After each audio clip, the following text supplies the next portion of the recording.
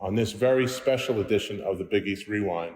Sonny and I talk with legendary coach, New York City basketball icon, Lou Carnesecca. Lou, so glad to see you. I can't wait to talk to you. We're here on campus with Coach Lou, but it's better than that, folks. We go right, like any good Italian family would have you right in the kitchen, baby. We'll sit down at the kitchen table and have an awesome, awesome conversation with Coach Lou. Many times we say, you don't want to miss this one, but this time, trust us, you don't want to miss this one. What stories he had to tell.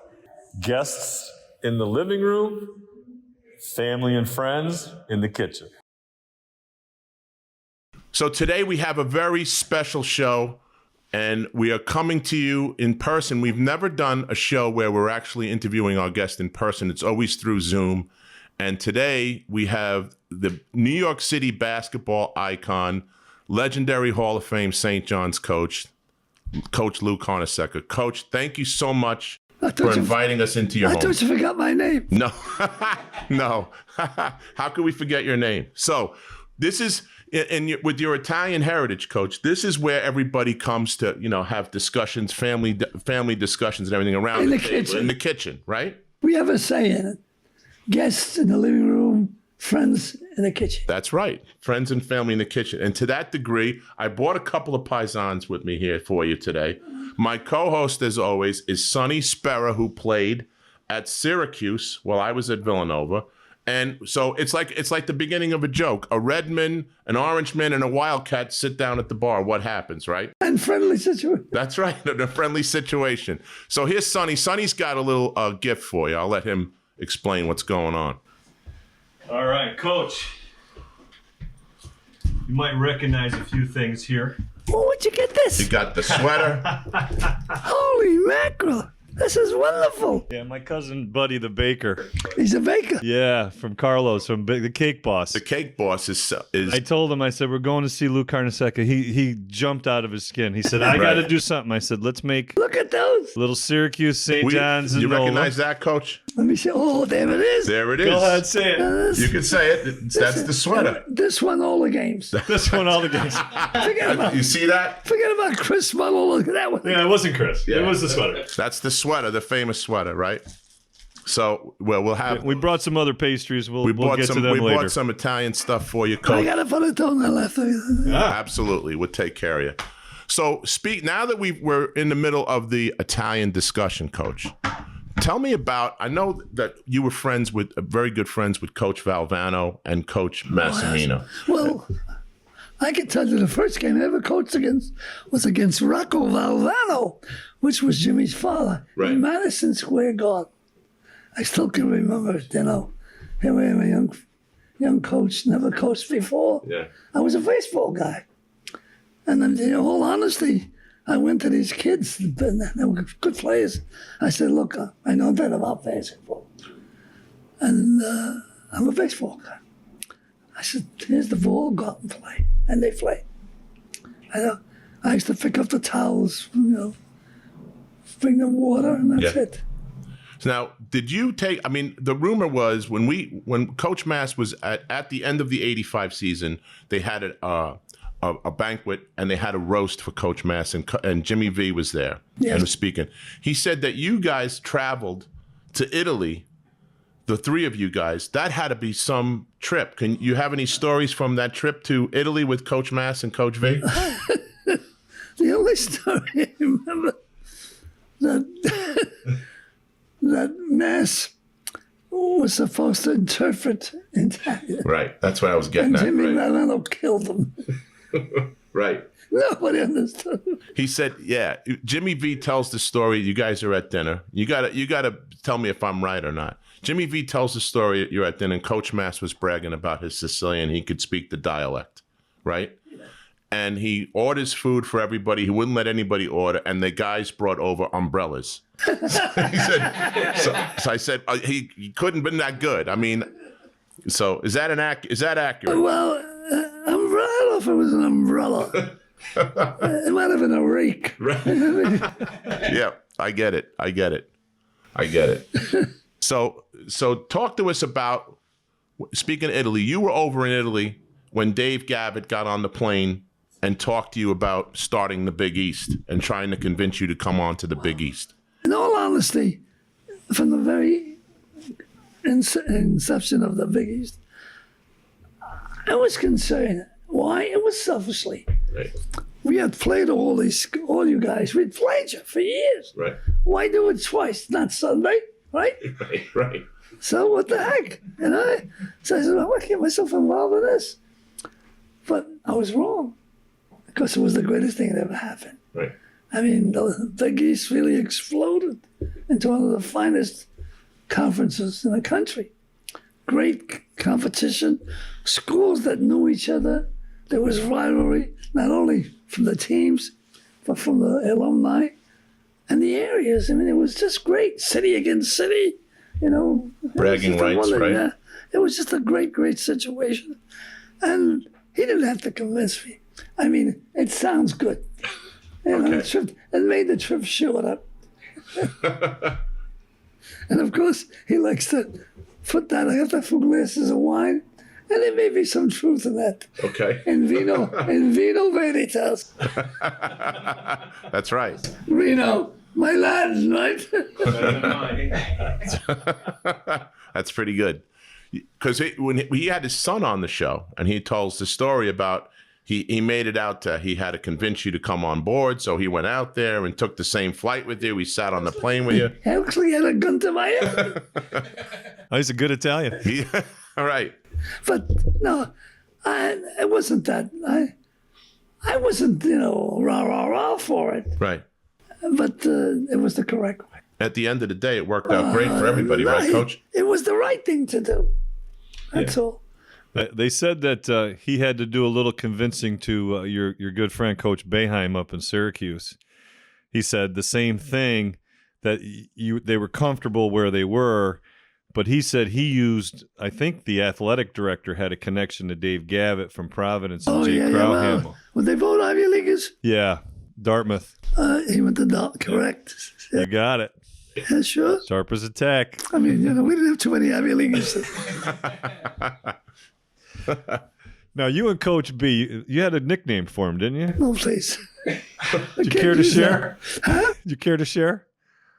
Do you care to share with us what the nickname was? Because it's something. Yeah. Oh, okay. If you shut that off, then I'll tell you. Okay. All right. So talk. I'll tell you after. After we're good.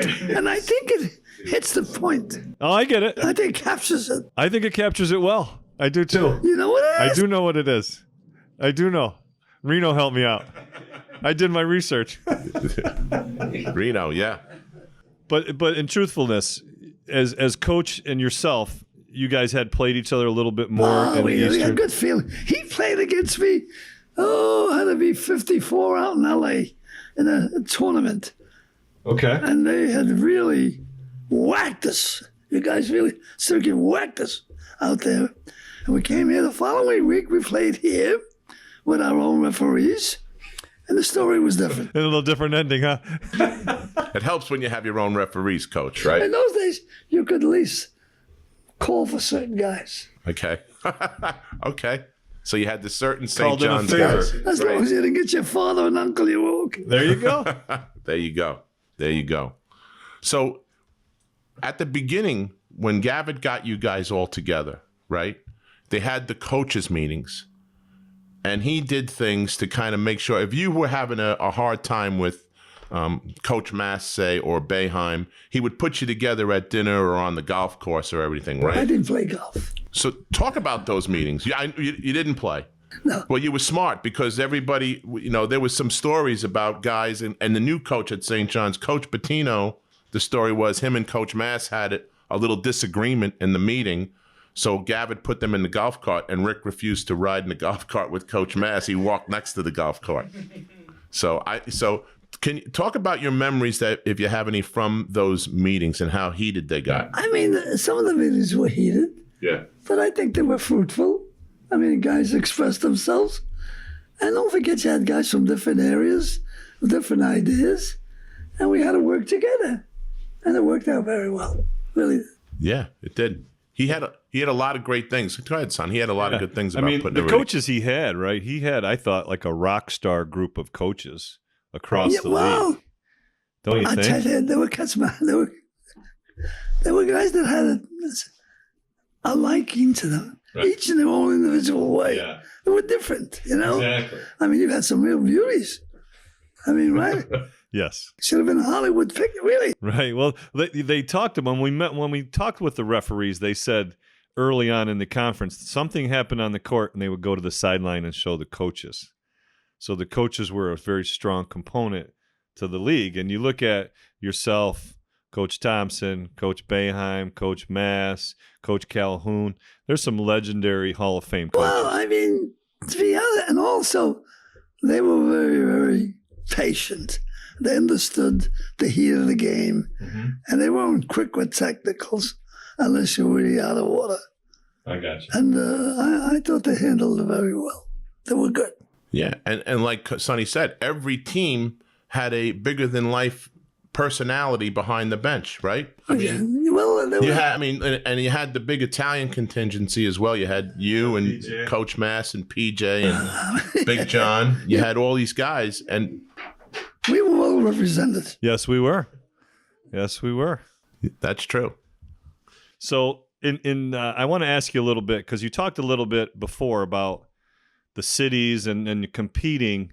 Talk a little bit about recruiting, because I know that there was New York City, hotbed of talent.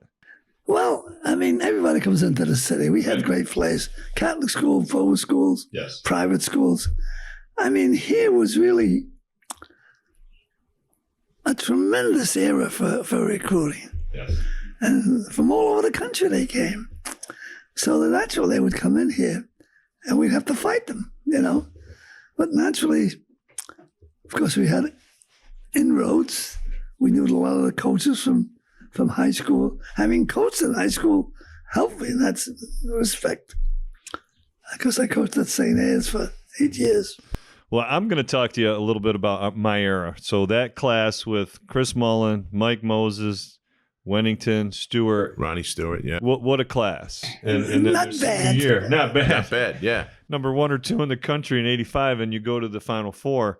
Talk a little bit about the recruiting process of a Chris Mullin or a Bill Wennington. What was that Chris Mullin knew since he was 4 years old.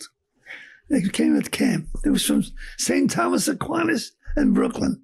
And they had a tournament every Christmas time. So I followed it every year from there on.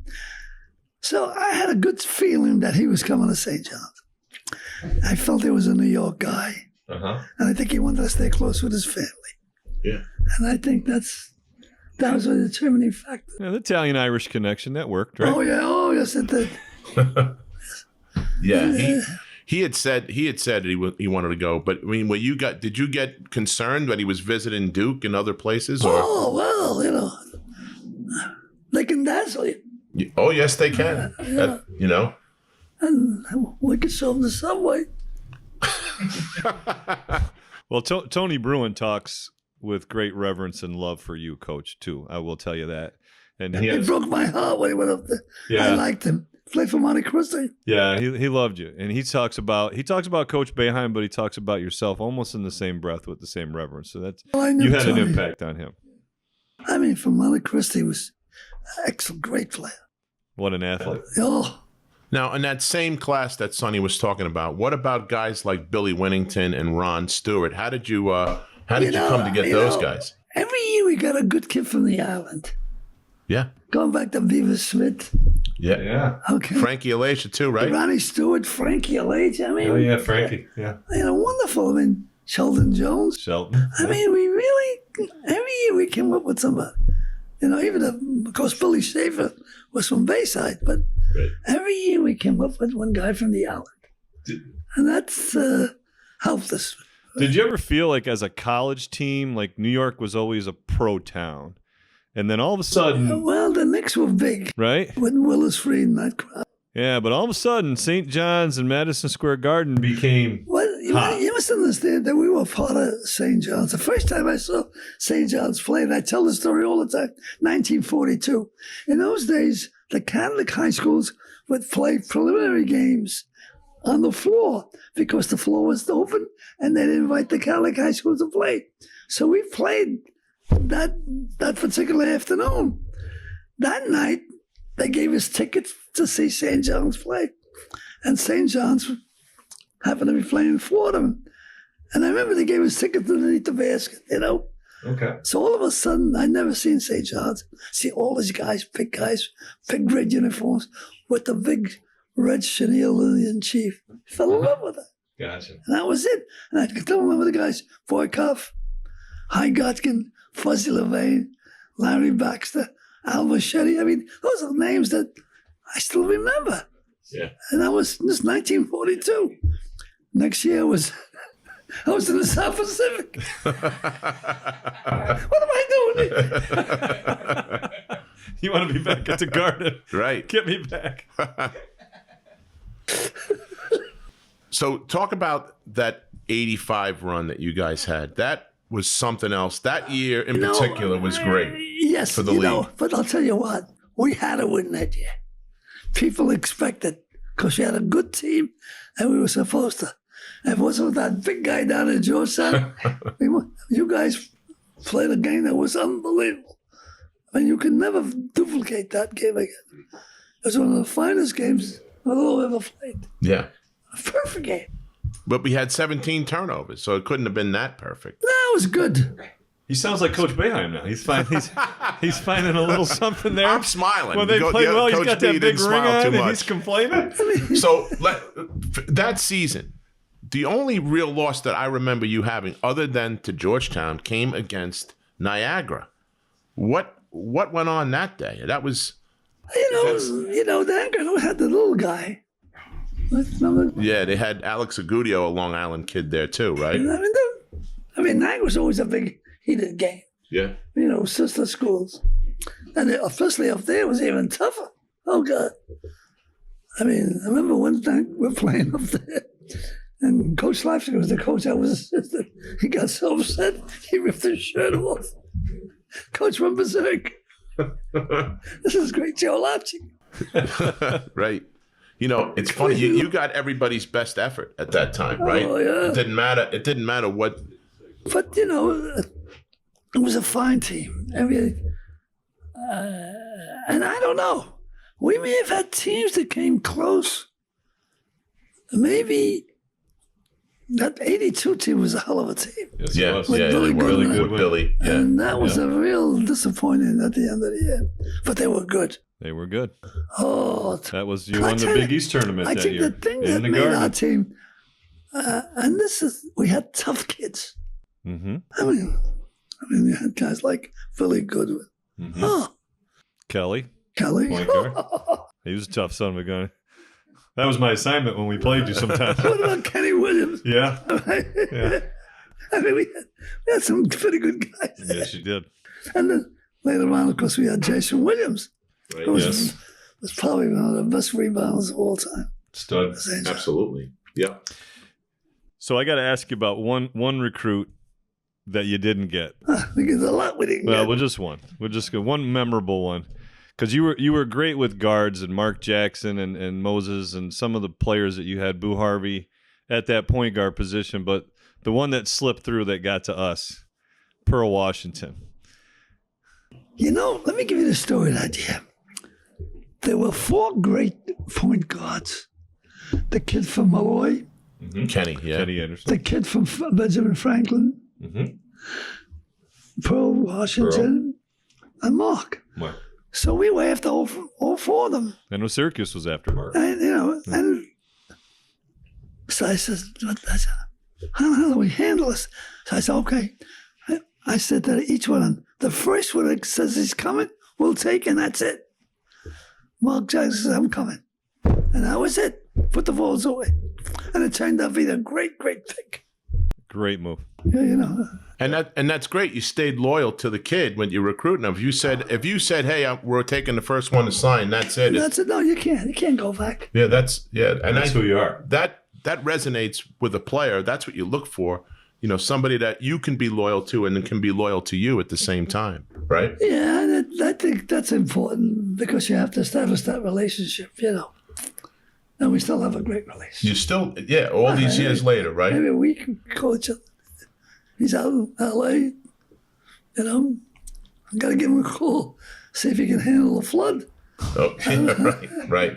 That's great that you stay in touch with all the guys. That was like, we do. Coach Mass did the same thing with us. You gotta. You have Yeah, it's to. a big family. Well, I go back with, Rolly. First time I talk about Rolly, I was chasing a kid. I was at St. John.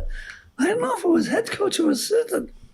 He was a coach in high school in Jersey. Okay. I forget the school. I had this one great player, and we tried to get him. And that's how the relationship started. And the kid finally went some other place. I don't know where he went. Forgot. But that's where it started, relationship with Rolly. And his name being Massimino didn't hurt. Well, Coach, That's you right. got so many family members from your team. You're going to need a little bigger kitchen. I think so. I think you're going to need a little bigger kitchen for everybody. So I wanted to ask you one more about the Mark Jackson connection, right?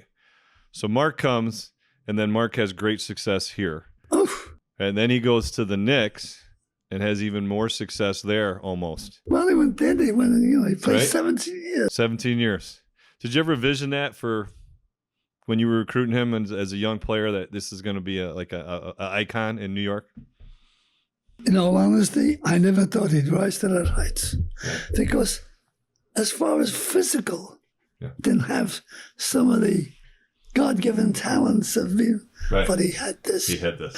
And we've had great, going back to Dickie McGuire. Yeah. He had that. He gave you a pass. You could do something with it. Mm-hmm. Some guys hit you off the head, and bounce it off the knees, But he gives you can catch it and do something with it. He had that. And he saw the whole court. Yeah. Yes, he was good. See, Sonny and I go back and forth on this. He keeps going on the point guard. Sonny was a 6'5" point I guard. hope you're getting this. That was big.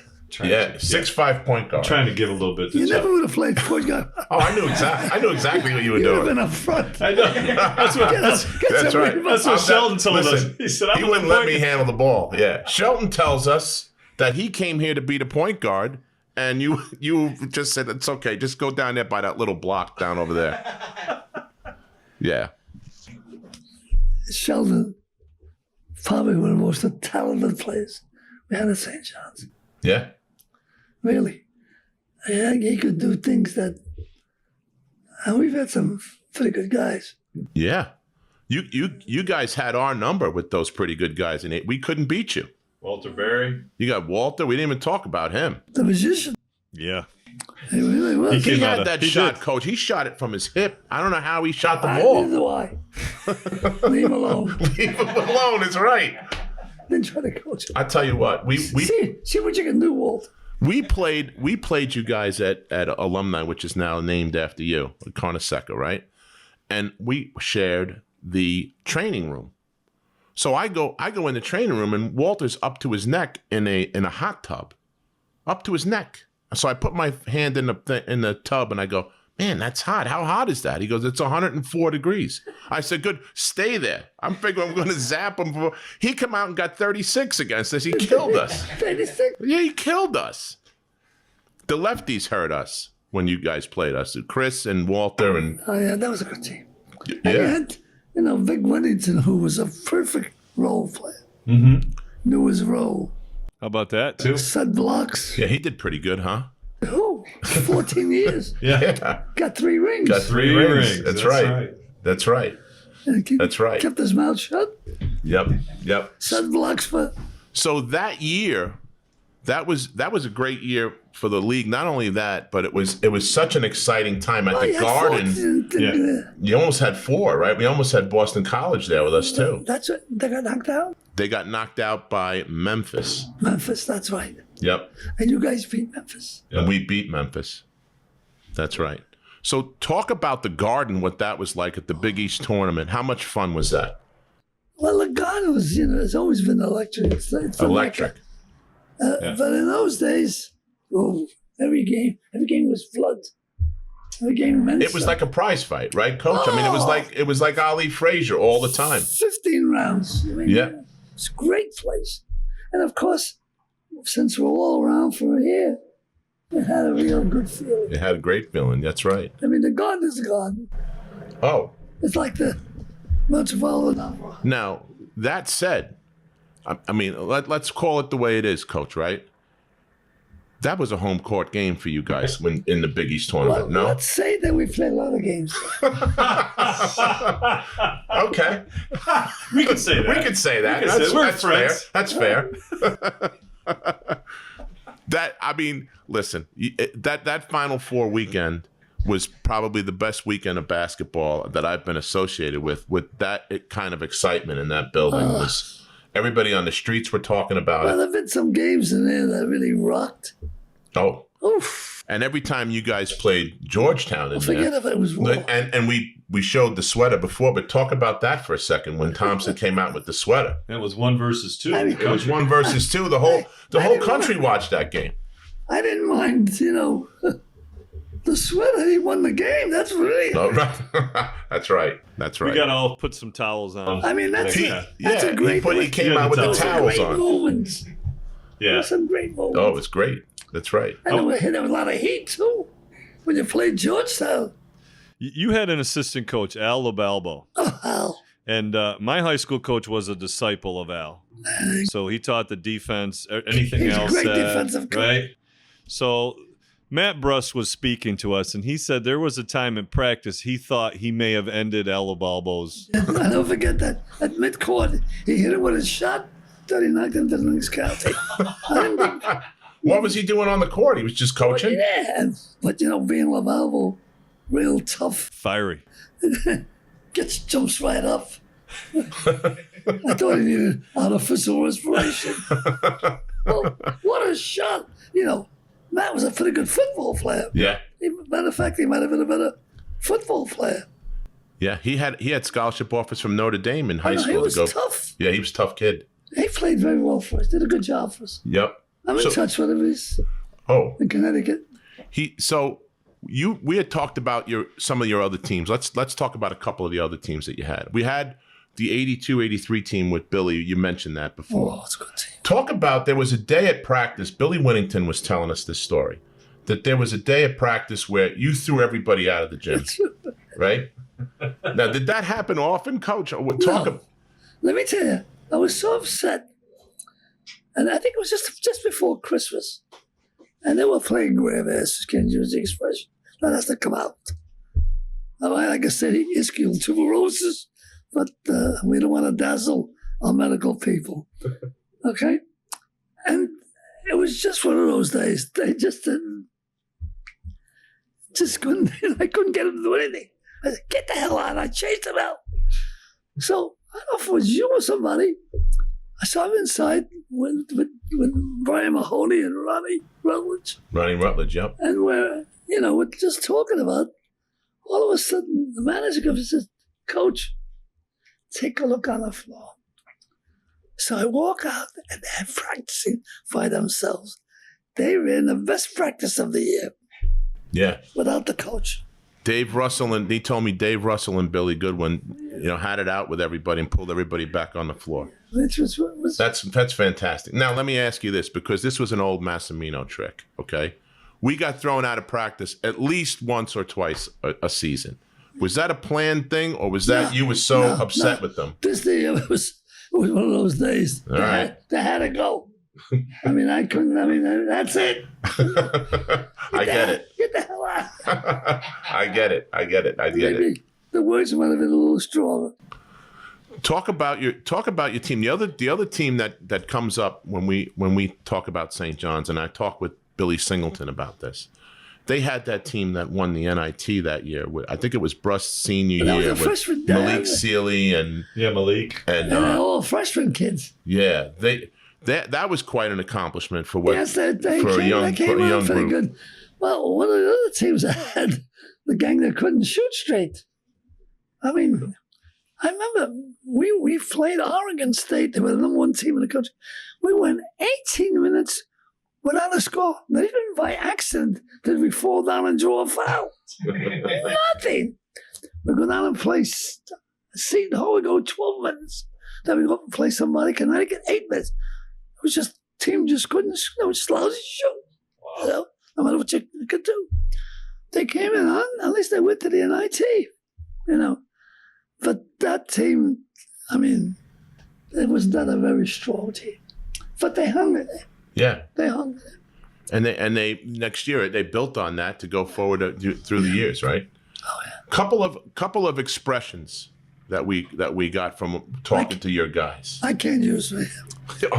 Well, the ones that you can. I could use one. Tell them Ron Stewart talks about it all the time. One day a peacock, the next day a feather duster. The next day a feather I duster. love it. That's true. How do you come up with these things, No, Coach? Coach Lapson gave me that. One day, I was in New York City, and there was some awards dinner. And he says, "Look at me, I want to give you this." Opens up his wallet and gives me a whole piece of paper. I said, "What the hell is this?" So I opened it up. Peacock today, feather duster. Yeah, Ron Stewart said it's profound. It's just, It's a great story. It's a true story. Yeah. And you can pass it on to the next generation with I gave Ron's it- doing I it. tell you what, Well- they don't forget it. Every one of them were laughing about it. Because they were all wondering. I think it took them about a week to figure out what the heck you were talking about, But they got it. Once they got it, it Why stuck. sometimes It stuck. after the game. Well, Ron was the first thing we asked him about you, obviously, and he said, "Oh, he had this expression," and he went into a whole story about it. It was great. Him and But Billy Goodman. that's a true story. That's Coach fun. Lapson. I got another one for That's you. the thing too. If you go back into the history of St. John's, Buck Freeman. I mean, the guy was one of the greatest coaches of all time. Then you had Joe Lapson, Frank McGuire. I mean, I was all part of this. Yeah. I mean, that's a great, great tradition, heritage, But what's amazing, Coach, I'm going to be a fan here for a couple minutes, is the fact that you're so beloved. Like, you're just revered in every circle. And, Coach Bay, I'm 47 years in Syracuse, and there's a contingency and underground that's always been kind of nipping at him. I couldn't understand And you it. just- I mean, the guy that one of the greatest coaches ever. Yeah, but I mean, you just... his record is unbelievable. You're right. There's a lack of respect for the loyalty. But your loyalty, too, for the school and the community is unparalleled. And it's amazing that you've just maintained this, and you're just a regular great guy. I was happy at St. John's. Yeah. I had started my dad, typical Italian, wanted me to be a doctor. And so I started at Fordham Pre-Med. After I think a month or two, I said, I got to get out of here. It wasn't for me. So Danny Buckley was the coach at LaSalle High School, played at St. John's. Doing the Wall, played at Duke. And he says, "Come on to St. John's." So St. John's, big school, I thought, come over here. Lewis area, that was a stockade. I mean, I go inside, and there's the dean, Father Meyer. He looked like the warden. He says, "What are you? Want to be another doctor?" I said, No. Father, just get me in school. That's all. It was Yeah, and now let's look at what St. John's has become. I want to ask you about that now, what you just mentioned. Because some guys talked about that. In the recruiting process, the university didn't really have the normal campus dorms and life. What was the challenge there to get players? Well, first of all, our tradition. We had a great basketball tradition. Absolutely. That's going back. Yeah. I mean, it was there. I mean, after we started, it was there. And then all our kids were from New York. Yeah. So we knew the kids. So there was people were familiar with St. John's. It wasn't, a mystery. You knew St. John's. Right. You couldn't pull them. I got you. Over the heads. I got you. They knew it better than you did. Yeah. So it wasn't a tough sell. Either the kid wanted to come or he didn't want to come, Right. Well, you had a lot of success with those teams, for sure. Well, we're very, very fortunate. And in Long Island, New York City, Brooklyn, Bronx. Yeah, you had it covered. You even went down to Jersey, got Willie Glass out of Atlantic City. Big Glass, Atlantic City. There you yeah. go. We happen to know the mayor down there. You know, You knew the mayor. Yeah, we knew the mayor. Yeah. He Do told us. you want to tell that story? No, I don't want to. That's hilarious. So Willie comes on with us. He's talking about he was playing pickup near his house with Wilt Chamberlain, Julius Erving, and Marvin Gaye. We're on the. How about getting in that pickup game? All right, and 1 foot. That's right. That's right. That's Right? Yep. There's a guy, tremendous what he gave us. Smart. Really? Yeah, undersized, and he played that position. He with played. toughness. He Jump out of the building, though, coach. Yeah, he played against everybody. He did. You know, so we were very fortunate that, that's a type player. As you said, we didn't get everybody. The one guy we lost, and you're going to talk about him. Well, I had to bring up Pearl. I'm sorry, I had to bring up Pearl. Yeah, but there's another guy, bigger, Who's that? Julius Erving. Julius. Oh, Ah. God.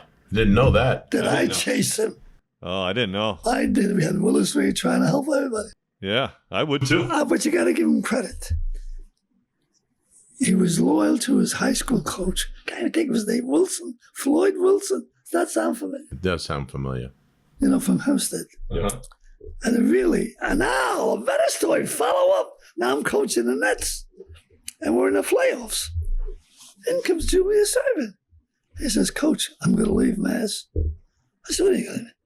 He said, I want to come and play with you guys. I said, I can't take you out of school. Coach, I'm leaving. I said, I just can't. Next day, sign with Virginia. Wow. And they didn't know what they had. Yeah, I remember the old ABA days. Yeah. That was some league. Right? We had the players. Oh, my It was goodness. wild. I love the Nets. Billy Paultz, Melky. Remember the Whopping? Those are my guys, yeah.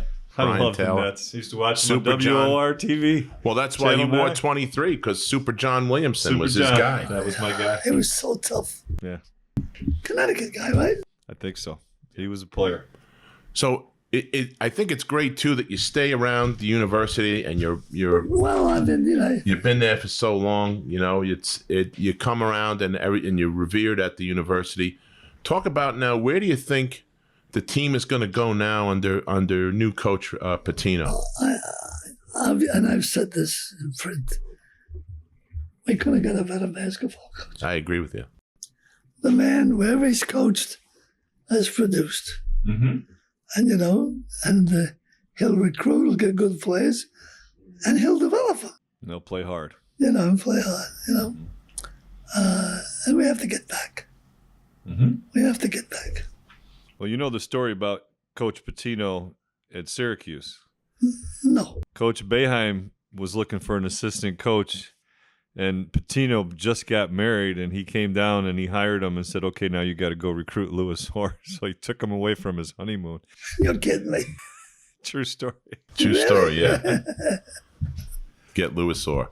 So we're gonna tie this up. I know I appreciate you spending as much time with us as you Hope you had, got enough, and being with us. What is your favorite part of coaching, and what do you miss the most by not coaching? It's difficult. I had enough at that time. Time came when you lose your patience. The fire is not there. You go through that. It's time to get out. And I think I left at the right time. Yeah. I did. And I was coached 40 years. Yeah. As we say, the guys all know that. Leave the chandeliers. Right. Right? But you could walk into any arena in the country and you get a standing ovation, though, Coach. I don't know about that. Yeah, you would. Fantastic. And how about the guys? I mean, was that your favorite part of being around the guys and the relationships you developed? Because we still have. Matter of fact, this coming, I think in a week or two, we're going to have to get together with some of the basketball guys. yeah, I'd heard that. That's great. Yeah. We like to keep the guys together. It's great. That's what it's all about. Tradition. That's what it is, I mean, and they look forward to it. The stories get better. Oh, yeah, they do. I said, we did that? Yeah, sure, Coach. Well, I got to say, this has been a real treat for Sonny and I to be able to sit down and talk to you and just hearing the stories and He stuff. brought back a lot of memories. It was a lot of fun, and we really appreciate you inviting us into your home like this and you gotta give him a hanging cup of out coffee with us. because I don't want you to go home and say, they didn't even give me a cup of coffee. So Sonny and I have just gotten back from Coach Carnesecca's kitchen. We're here on campus at the arena, named after him at Coach Carnesecca Arena, in front of the famous sweater from the famous games at against Georgetown at Madison Square Garden. Sonny, what were your thoughts on today? How great a day was it for us? It was unbelievable. I haven't slept for 3 days thinking about this. Yeah. To do it live and in person, and I haven't seen Coach in a while, so it was like I was never gone. Like we were like next door neighbors our whole lives. Right, and he was sharp as a tack too. I mean, he answered all our questions, told a bunch of stories. Oh. It was the best day ever. If you're a basketball head, a Big East head, and you love this kind of thing, this was a great episode for us. It was one of probably our funnest day ever. It was the first time we ever interviewed a guest in person, which gave us a little bit of a tricky situation because we can't communicate like you can on a Zoom call, right? Right. But what an awesome time. He was the best. He couldn't have been nicer. And he brought out snacks. Oh my God. He wanted the panettone served right away too. And snacks coffee. And coffee. That's right. And a great host. I mean, he insisted on walking us to the door. Yeah. Like just old school hospitality, like family. And you felt like family. The show ran probably 40, 45 minutes, give or take. And, we were there for another hour and a half, listening to stories from him. I mean, you can't beat that. Yeah. And we didn't come empty-handed because in an Italian tradition, and Sonny's heritage was showing in full force, we came in with some special things. Talk about that, Sonny. This is from my cousin, Buddy, the baker at the Cake Boss. He made a nice Syracuse, a nice Nova, and we had a St. John's. And of course, we had the sweater, and we wouldn't be remiss if we left out the Big East Rewind cookie. So what a great time that we had. And of course, as we end every show, the Big East Rewind was produced and directed by Nick Gigocoris, Daryl Gurney, and our new pal, Alphonse, and we are brought to you by the bakery at Carlo's Bakery. Hoboken, New York. Hoboken, New Jersey. Hoboken, New Jersey. Excuse me. And you can catch us on all things social media by putting Big East Rewind in the space bar. And you definitely want to see this one on YouTube. Put it in the search bar and enjoy. Thanks a lot for joining us and have a great day.